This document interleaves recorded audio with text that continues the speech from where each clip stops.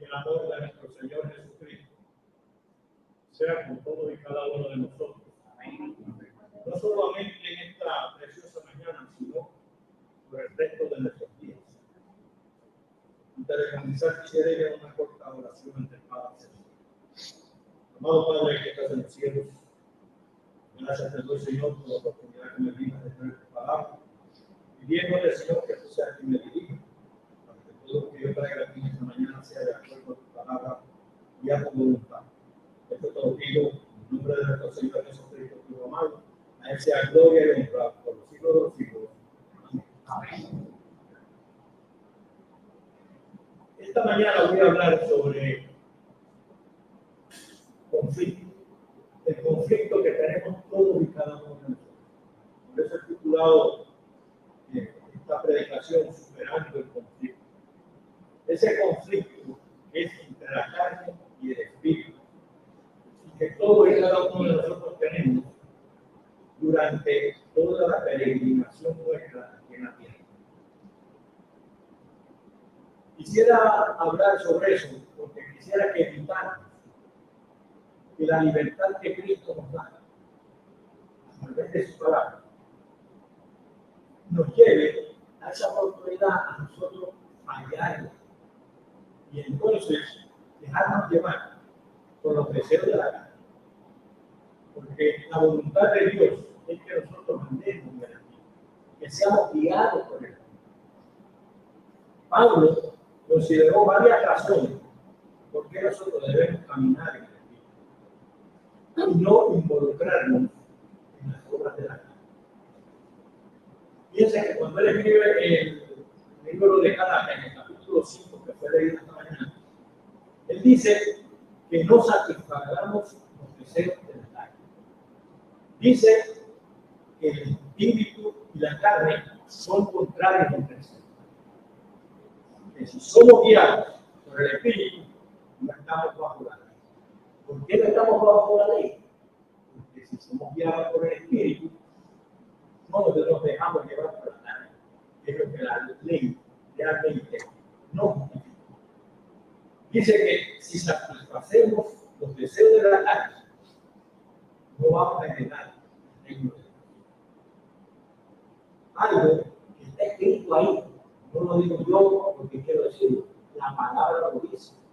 Muchas personas piensan que nosotros metemos miedo para que la gente le dé ganas.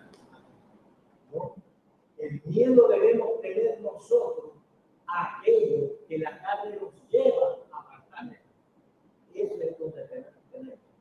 Puede acercar a Cristo, porque todo lo que Cristo quiere para nosotros es bueno. Y entonces también habla que nosotros, porque somos en Cristo, hemos crucificado la carne. Y que si vivimos en el Espíritu, también debemos andar en el Espíritu. Hay otra razón que también encontramos en el libro de Gálatas, que está en el capítulo 6, en el versículo 7 y 8, que leemos así. No os engañéis, Dios no puede ser burlado. Por todo lo que el hombre sembrare, esto también segará. Porque el que siembra para su carne, de la carne segará corrupción. Mas el que siembra para el espíritu segará vida eterna. No es Dios el que decide cómo nosotros podemos andar. Somos nosotros los que decidimos cómo andamos aquí en la tierra. Ahora, una cosa es saber que debemos andar en el espíritu y otra cosa es realmente hacerlo. Yo siempre me acuerdo de un ejemplo bíblico que le voy a mencionar ahora, pero me acuerdo de cuando yo era muchacho y me decía, una cosa piensa el borracho y otra el pobre. Y aquí Dios dice, no es que tú digas que debes andar, sino es que tú trates de andar. Así que, como cristianos, tenemos que ver cómo podemos nosotros salir victoriosos de este conflicto. Este conflicto que no es fácil, hermano. Y basado, fíjense que nos vamos a basar en la lectura de esta mañana del 16 al 26. Y de esos versículos podemos traer varios puntos que Pablo nos trae para que nosotros podamos superar ese conflicto. Hay un punto final que es el que al final voy a traer, que es bien importante que tengamos. De acuerdo a lo que nos enseña Pablo, que la victoria viene mediante tener conciencia de ese conflicto. Nosotros tenemos que estar conscientes de que tenemos ese conflicto. No dejarnos engañar de que no, nosotros podemos vivir y tener ese conflicto. Fíjense que lo dice en el 17, porque el deseo de la carne es contra el espíritu y el del espíritu es contra la carne. Y estos se oponen entre sí. ¿Para qué? Para que no hagáis lo que quisieres. La carne no quiere que tú hagas lo que el espíritu te dice que sí hagas. Es necesario para ganar cualquier guerra, cualquier batalla, conocer la fuerza del enemigo. Y eso, Cristo mismo lo mencionó en Lucas 14, cuando él hablaba de que si uno va a una guerra, primero debe ver la fortaleza del enemigo, no vaya a hacer que usted fracase. Y aquí mismo Pablo dice que seamos conscientes de la fuerza del enemigo. La carne está en oposición del espíritu. Y ninguna de las dos partes va a estar contenta en una tregua. O sea, si usted piensa, usted puede vivir en una tregua, o sea, entre uno y los dos, balanceándose, está equivocado. Porque uno de los dos va a tener el control. Usted no puede vivir balanceando la carne y el espíritu, porque alguno de los dos va a hacer que la balanza vaya más. Debemos entender también que esa batalla continúa durante todo el resto de nuestra vida. Mientras estemos en la carne, habrá guerra. Porque estamos en un mundo que se rige por la carne. Y no solamente el mundo y la sociedad. Nosotros como seres humanos somos parte de la carne. De esa carne que nos atrae, que llama la atención, pero el espíritu está ahí para controlar ese deseo, esa atención. Así que, como único, se acaba esta guerra. ¿Usted sabe cómo es? ¿No? Usted se entregue completamente a la carne y ya no va a haber más ninguna pelea. ¿Por qué? Ya Satanás no le va a poner ningún impedimento, porque ya usted se lo puso usted mismo. Así que lo que nosotros tenemos que estar es conscientes de que ese conflicto existe. Pero tenemos que estar conscientes de que nosotros podemos triunfar. No podemos desanimarnos porque nos venga una idea que no deba hacer a la mente. Que pensemos algo que no debemos pensar. No podemos desanimarnos por eso, sino contrarrestarlo en ese momento. Muchas personas pierden la batalla. ¿Por qué? Porque suponen que todo lo que sienten en la carne debe ser bueno. Todo lo que piensan pues, debe ser bueno. Y cuando hablo de la carne es nuestros pensamientos de la sociedad. ¿Vale? ¿Por qué? Porque cuando hablamos de la carne no solamente estamos hablando de la carne física, estamos hablando de lo que nos rodea, de lo que nos agrada, de lo que nos puede agradar mentalmente, pero no puede ser malo para nosotros espiritualmente. Pero lo que queremos ganar esa batalla, debemos saber que la victoria viene mediante el conocimiento del enemigo y las consecuencias que vamos a obtener si somos derrotados. No solamente conocer al enemigo, sino estar bien consciente qué me va a pasar si si yo pierdo esa batalla. No es que yo le quiera meter miedo. Yo no le tengo que meter miedo a nadie. Sencillamente usted lea en ese capítulo de Gálatas el fruto de la carne y el fruto del espíritu. Compare qué le produce la carne y qué le produce el espíritu. Ahí usted va a ver a dónde debe dirigirse y por qué. Ahora, hay un versículo que es muy interesante de Gálatas 5, que dice, el 19-21 dice que los que practican tales cosas, o sea, la obra de la carne, no heredarán el reino de Dios. No lo dice Isaías, lo dice la palabra de Dios, que los que tal cosa hacen no van a heredar el reino de Dios. ¿Y para qué estamos nosotros? Para sentarnos un rato, oírme hablar, cantar himnos, no, porque nosotros deseamos heredar ese reino, tener esa corona que Cristo le va a dar a aquellos que van a estar hasta el final. Los enemigos que son la obra de la carne, la podemos definir brevemente como los pecados de inmoralidad, pecados de idolatría, y otros que a veces la pasamos por ahí, tiene infracciones a la ley del amor. Cuando usted tenga tiempo y salga de aquí, véase 1 Corintios 13, y vea cuál es el amor que Dios quiere que tengamos nosotros. Porque muchas veces infringimos ese amor. Por cualquier razón que queramos poner y cualquier excusa que quisiéramos poner, no hay por qué cambiar el amor de Dios. Y están los pecados de interpelancia que dicen que los excesos nuestros. No, pero mire, hasta la gula es un exceso. ¿Qué es la gula? Comer de más. Esos son los excesos que nosotros debemos evitar. Cualquier tipo de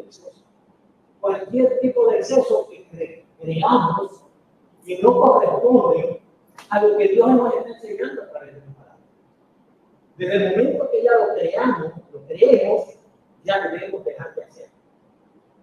Porque las consecuencias de la derrota, como yo le digo ahorita, son graves.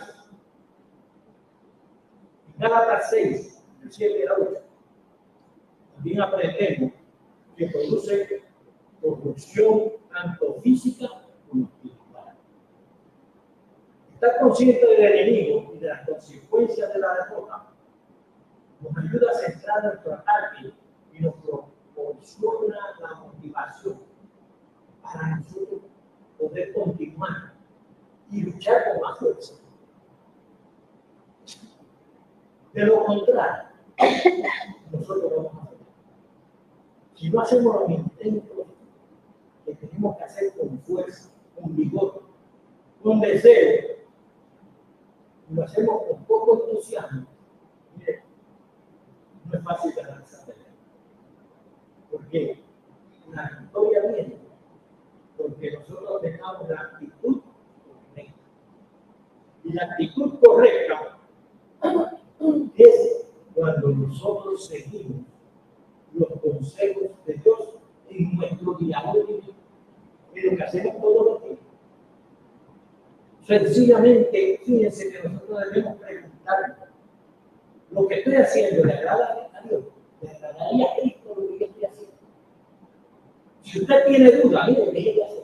Tan sencillo como eso. Si usted está seguro que le agrada a Dios, pues sí, hace. Y se va a sentir cómodo. Pero ninguna victoria se logra si usted tiene una actitud de derrota, derrotista, como nos dicen por ahí. Si usted piensa que no tiene esperanza, que yo soy demasiado débil, Yo no puedo ganar esa batalla, porque mire que la estoy luchando hace años y siempre estoy peleando con ella. Fíjense, el mismo Pablo dijo que él todavía no había ganado la corona de vida, que estaba tratando. ¿Por qué? Porque esa lucha, como yo le dije al principio, no es de un momento, no se acaba enseguida, se acaba cuando nosotros partimos de camino. Mientras estemos en este mundo, esa batalla continúa. Si usted no piensa así y piensa que no puede ganar, ya la batalla usted la perdió antes de comenzar. Nosotros tenemos que abordar esa batalla con optimismo, sabiendo que nosotros la podemos ganar. ¿Por qué? Porque dice la palabra, y debe ser en nosotros. Hemos crucificado la carne con sus pasiones y deseos. Crucificar la carne con sus pasiones y los deseos no quiere decir que no le vengan malos pensamientos a mí, sino es que usted los derrote, los saque, los elimine cuando llegue, que no los acaricie. Porque el pecado viene cuando algo viene a su mente y de su propia concupiscencia empieza a amasarlo hasta que lo convierte en algo que le gusta y ¡pam! Cayó. Pero si usted cuando le viene a la mente algo que no debe ser, usted lucha y lo saca. ¿Y cómo lo puede sacar? Buscando la palabra de Dios, algo que le dé la fortaleza para hacerlo. Usted va a triunfar. Nosotros fuimos limpiados cuando nos fuimos bautizados. Fuimos limpiados a través del bautismo. Nos dice Romanos 6, del 3 al 8. Que dice, no sabéis que todos los que hemos sido bautizados en Cristo Jesús hemos sido bautizados en su muerte. Porque somos sepultados juntamente con él para muerte por el bautismo, a fin de que como Cristo resucitó de los muertos por la gloria del Padre, así también nosotros andemos en qué? En la prueba.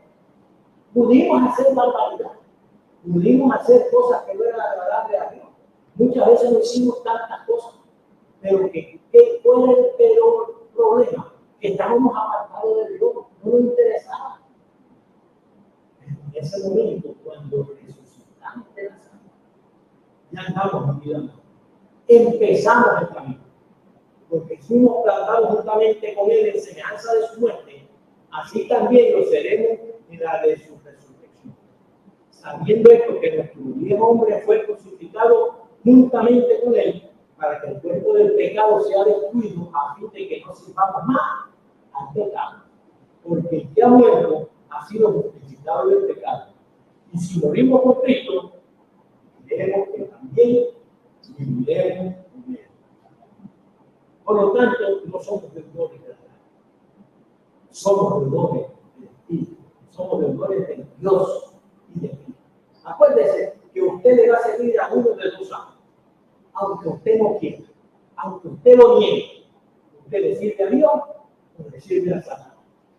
Vamos a ponerlo, uno dice, no, Satanás, pues le sirve al mundo, pero mira, no le está sirviendo a Dios, le está sirviendo al mundo. Es decir, que cuando nos bautizamos, no quiere decir tampoco que ese conflicto va a dejar de existir, sí, somos nuevas criaturas, pero con Cristo en nuestra alma, con Cristo en nuestro espíritu, con Cristo en nuestro corazón, podemos ganar esa batalla. Podemos batallar y no pensar que hoy la ganamos y ya. No. Cada momento de nuestra vida es una batalla que tenemos que luchar. ¿Por qué? Si queremos vivir. Si vivimos en el Espíritu, andemos también en el Espíritu, dice Gálatas 5:25, como lo vemos para allá. El Espíritu nos ha dado nueva vida en Cristo. Fíjense que Tito 3, 5 a 6 dice, nos salvó no por obras de justicia que nosotros hubiéramos hecho. Dios no nos perdonó a nosotros por obras que nosotros hicimos, sino por su misericordia. Por eso fue que Él dio a su Hijo Jesucristo. Y dice, por el lavamiento de la regeneración y por la renovación del Espíritu Santo. regeneración es que nosotros cambiemos, seamos regenerados en otra criatura. Ya ya no somos lo que éramos, somos algo diferente. Dice, el cual derramó en nosotros abundantemente por Jesucristo, nuestro Salvador, sabiendo esto, que nuestro viejo hombre fue crucificado, juntamente con él, para que el cuerpo del pecado sea destruido, a fin de que no sirvamos más al pecado, porque el que ha muerto ha sido crucificado del pecado. Y si morimos con Cristo, creemos que también viviremos con él.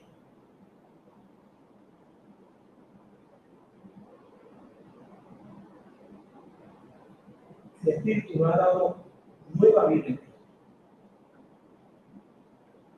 La victoria viene mediante andar en el Espíritu. Ahora, en serio, ¿qué quiere decir andar en el Espíritu? Andar quiere decir que es como nosotros vivimos. Cuando habla de andar, ¿cómo es que tú andas? Es cómo tú te comportas, la actitud que tú tienes. ¿Cuál es la forma de vida que tú llevas? Cuando dice andar por el Espíritu, sugiere dos posibilidades. Que nuestra conducta sea conforme al Espíritu, según Romanos 8:1. Ahora, pues, ninguna condenación hay para los que están en Cristo, Jesús, los que no andan conforme a la carne, sino conforme al Espíritu. Nuestra conducta sea conforme al Espíritu. Pero también quiere decir que nuestra conducta sea ayudada por el Espíritu. Usted tiene que dejarse ayudar por el Espíritu. Y en el mismo libro de Romanos, como se dice, y si el Espíritu de aquel que levantó de los muertos a Jesús mora en nosotros, el que levantó de los muertos a Cristo Jesús, vivificará también vuestros cuerpos mortales por su Espíritu que mora en nosotros. Y ahí es donde está la importancia que yo digo en ese versículo. Dice que si el Espíritu de aquel que levantó de los muertos a Jesús mora en vosotros, así como Jesucristo fue levantado de los muertos, eso va a vivificar este cuerpo que tenemos aquí de carne y sangre ahora, es donde moramos nosotros ahora. Eso es bien importante. Por lo tanto, nosotros tenemos que vivir por el Espíritu y vivir bajo la guía del Espíritu y su dirección. Con la ayuda del Espíritu, con el poder del Espíritu, nosotros podemos caminar seguro y no ceder a la tentación. Ahora, ¿cómo se camina en el Espíritu? Se camina en el Espíritu como muchos pretenden por ahí decir, escuchando una vocecita que nos habla de oído, o que sentimos, o una sensación que sentimos, o un pensamiento que nosotros tuvimos, y eso es lo que nos va a guiar. La respuesta es: para vivir con el Espíritu y seguir el Espíritu, tenemos que seguir las instrucciones del Espíritu. Y eso está en la palabra. No está en su propio ente, porque entonces existiría el conflicto de que usted no sabe si el Espíritu que usted está siguiendo es el de Dios o es el suyo propio. Pero ¿qué pasa? Bien claro, la palabra nos dice que el ser humano tiene que tener cuidado y no confiar en las impresiones del corazón y de la mente para ser guiado. ¿Por qué? Porque falla. La palabra de Dios nunca falla. Nuestra mente sí. Dice Proverbios 14:12. Hay caminos que al hombre le parece derecho, pero su fin es camino de muerte. Una advertencia. La otra dice en Jeremías 10:23. Conozco Jehová que el hombre no es señor de su camino, ni del hombre que camina es el ordenar sus pasos. Nosotros podemos creer que una cosa está bien, está correcta, porque pensamos eso y caminamos de acuerdo a eso. Pero vamos a la palabra y dice: no, está equivocado. ¿A quién tenemos que seguir? A nuestro intelecto, a nuestro pensamiento, que está al día con el humanismo, con todos los ismos que se han inventado, o con la palabra de Dios. Si no seguimos la palabra de Dios, afortunadamente, caemos en las obras de la carne. Andamos en el Espíritu, somos guiados por el Espíritu. Las cosas del Espíritu son aquellas que fue el Espíritu Santo fuera que las envió a nosotros. Muchas veces, como dije al principio, personas piensan que nosotros queremos enseñar a Cristo a través de tenerle miedo a las personas. No, nosotros enseñamos que debemos acercarnos a Cristo por la bondad que Él tiene para con nosotros y Dios. ¿Por qué? Y el Espíritu Santo lo mandó a revelar. Fíjense que cuando leemos Juan 14, 25 y 26 dice, como usted dijo estas cosas estando con vosotros, Cristo le estaba hablando a Pedro. Pero le dice, más el Consolador, el Espíritu Santo, a quien el Padre enviará en mi nombre, Él os enseñará todas las cosas y recordará todo lo que yo os he dicho. Y eso es lo que los apóstoles pusieron en la palabra. Eso es lo que Lucas puso en la palabra. Desde Mateo hasta Apocalipsis, todo fue revelado por el Espíritu de Dios. La palabra de verdad fue revelada. ¿Por quién? Primeramente por Cristo. Él dijo, yo soy, ¿qué cosa? El camino. Él no dijo un camino. El camino.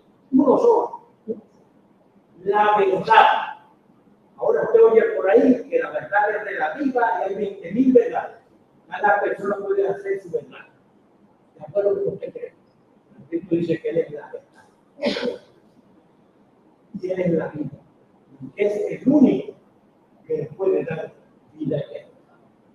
Así que nosotros estemos claros que tenemos que seguir el mandato de Dios, porque es la única forma que nosotros le podemos agradar. No importa las excusas que nosotros pongamos, de que no, porque eso yo lo hago claro. Mire, usted no va a entender todo lo que está en la palabra. Lo que usted tiene es que creerlo. Después que usted lo crea, eso es lo que debe tener en su vida. Mucha gente ahora evita el bautismo y están renuentes al bautismo. Ah, no, porque eso es esto, que siento lo otro, que eso no es lo que... Miren, Cristo mismo, a través de su palabra, nos dice que el bautismo es necesario.